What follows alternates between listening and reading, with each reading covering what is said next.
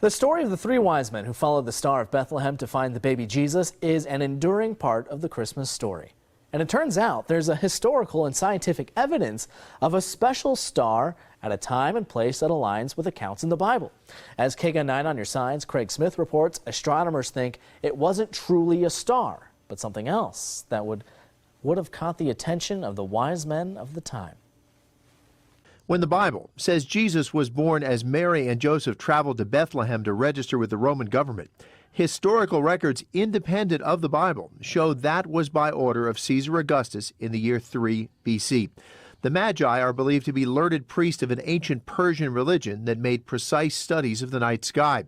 Michael McGee is the director of U of A's Flandreau Planetarium.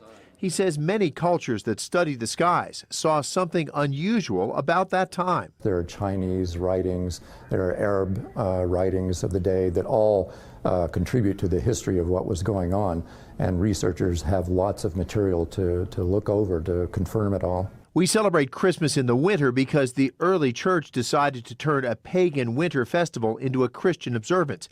Ancient records actually mention a bright star in the east in August of 3 BC. But what did they really see? Records do not describe something that looked like a comet. They also do not describe something like a supernova, an exploding star. What we know as planets, the ancients called wandering stars because they moved through the night sky. You could say, well, there was a bright planet, like we've seen the planet Venus both in the evening and the morning. At times it's very, very bright. That could easily have been what the bright star was. The problem is they knew all about Venus. They knew when it came up in the morning and it came up in the evening. They knew that very well. So that wasn't anything new. McGee says records show around the time of Caesar Augustus' order, the big bright planet Jupiter lined up 3 times with the star Regulus, which ancients called the King Star.